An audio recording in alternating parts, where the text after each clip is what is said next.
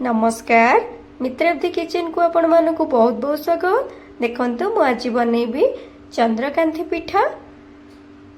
भिडियोटी आपण माने संपूर्ण भाव में देखंतु प्रथम रु शेष पर्यंत। जदि भल लगिला ताहले लाइक शेयर और सब्सक्राइब कर दियंतु। देखंतु केते सुंदर बनीची चंद्रकांती पिठा।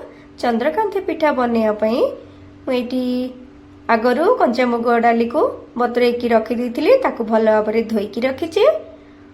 और नड़िया को टिक टिक करके काटिकी रखीची। गोटे गिना चीनी नहींची, अलैच को गुंड करके नहींची।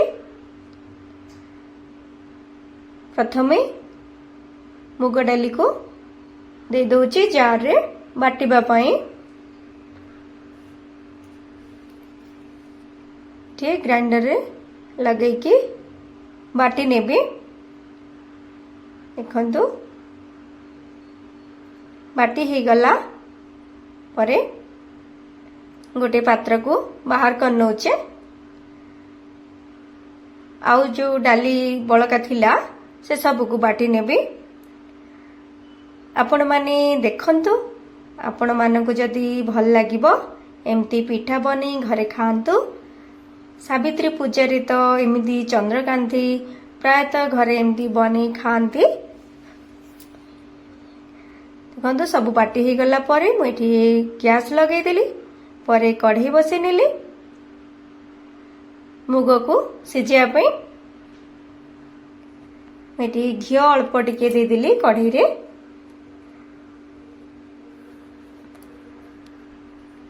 घाटिला बेलू आउ लागोनी तले से घी देदेली। देखो मुग बटा को देदेली, जो मुग को बाटिकी रखी थी सब को दे दउचे। परे काटिकी रखी थिबा नड़िया को दे दउचे। नड़िया को एमती काटिकी देले टिक टिक करके बहुत भल लगे। देखो परे चीनी दे दउचे, सब चीनी को दे देली। परे जो गुंड करके रखी थी अलैच से सब को दे देली भल बास्ना हवा पाई। देकी ताकू अल्प टिके लूण दे देली। मिठार स्वादटा बहुत भल आसीबो। पिठा पातिया साहाय्य रे एमती घांटी नौचे। जालटा मीडियम जाल रखिबे, अधिक जाल रखिबेनी नहले तळ आडू लागिकी पोड़ी जीवो। एमती घांटी नौथिबे। देखंतु मुग बटाटा केमती सिझी आसिलानी।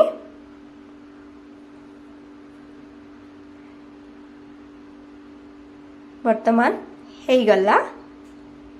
बहुत सहज एमती पिठाटा बनै खांतु।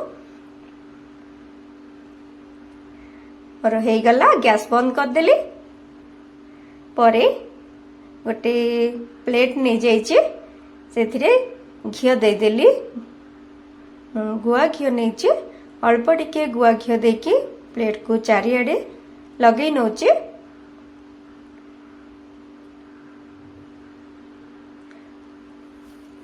पूरा एमती प्लेट रे लगे सारा परे देखो मोर टिके ठंडा है आसी कड़ईटा, किंतु मुगटा गरम अच्छे। एमती गरम थिबा अवस्था नहीं सबू मुग को थाली को बाहर करने। देखो सबू बाहर करने गली। परे गोटे गिनारे पानी नहीं चीटी पानी हाथ होइकी एमती हाथ रे एमती थापड़ी थापड़ी देले मुगटा चारिआडे खेले हे जीवो। एमती साइज कर दउची मुग को। मुगटा गरम थिबो एमती पानी हाथ होइकी एमती थापे थापे देले चारिआडे खेले हे जीवो। जदि ठंडा हे जाइथिबो ताहले गुला गुला हेकी रही जीवो। एमती आउ समतल भाव रे से आउ थाली रे रहिबनी, पूरा गुला गुला हे जीवो। गरम थिबा अवस्था रे ही थाली रे देके एमती पानी हाथ होइकी थपुड़ी देबे। देखो मु ढाकुणी घोड़े देली कहीं ऊपर पटटा सुखी जीव से मु घोड़े देचे। ढाकुणी बाहर करके टिके ठंडा हो गला परे मुगटा एमती ढाकुणी बाहर करदेबे करके देखो छुरी रे मुझे घी लगेदेली। घी लगे के एबे काटी नेबे एमती सीधा भाव में काटी नौचे। आपण माने देखंतु ए भिडियोटी आपण मानकु जदि भल लागिला ताहले घरे एमती निश्चित भाव में बनै खातु। बहुत स्वादिया भल लागिबो आपण मानकु भी, मते तो भल लागिला। देखंतु सीधा पटे एमती काटी सारा परे पुणी थाली को आड़ करके एमती काटी नेबे। आर पटे काटिले एमती पीस पीस हेकी बाहरिबो। वर्तमान सब को काटी नेली। देखंतु बड़े पीस पीस हेकी बाहरुचे गोटे गोटे। देखंतु आपण माने चाहिले एमती एमती भी खाई परिबे कंचारे। एगुड़ा को छाणीबा को पड़िबो। सेति पई आ गोटे प्लेट को मुझे बाहर कर नौची।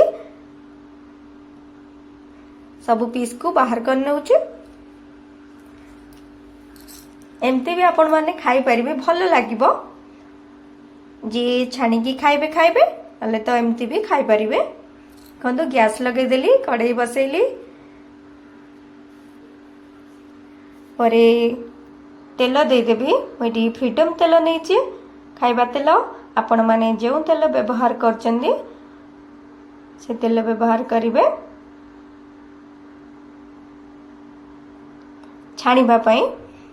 देखंतु तेल गरम हेलानी। एटी देखुची भल भाव में गरम हेची कि नहीं, टिके देकी देखुची गरम हे गलानी।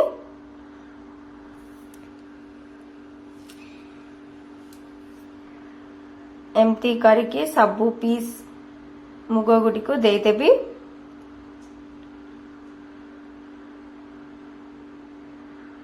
एटी चारोटी देचे देखी ताकू लेउटे नेबी।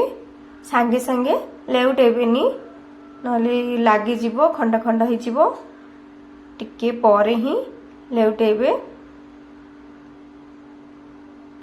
कंदु सबू एमती करके लेउटे नौचे।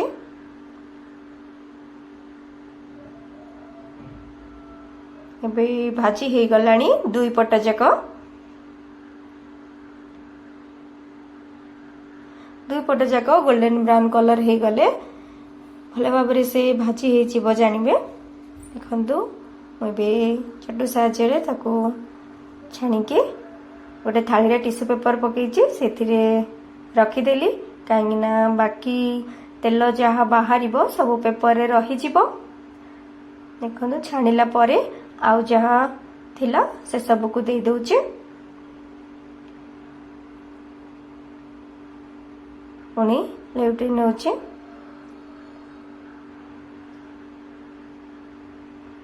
आगकू सावित्री पूजा अच्छी। एमती घरे तो चंद्रकांती पिठा बना हुए। आपण माने एमती बने की खातु, बहुत सहज। मु एमती बनैबार जानिछि। आउ कि केमती बनांती अलग अलग प्रकार भी बनांती। देखंतु हे गला परे सबू पिठा को बाहर कर नौचे। देखंतु सबू बनी गला। बढ़िया हेची। तेल सबू टिश्यू पेपर को बाहरी गला परे मु गोटे प्लेट को बाहर कर नउची। देखंतु केते सुंदर हेची पिठा, चंद्रकांती पिठा। भिडियोटी प्रथमरु शेष पर्यंत देखिथिबारु आपण मानकु बहुत बहुत धन्यवाद। आ कमेंट रे निश्चय जणांतु जे आपण मानकु भिडियोटी केमती लागिला।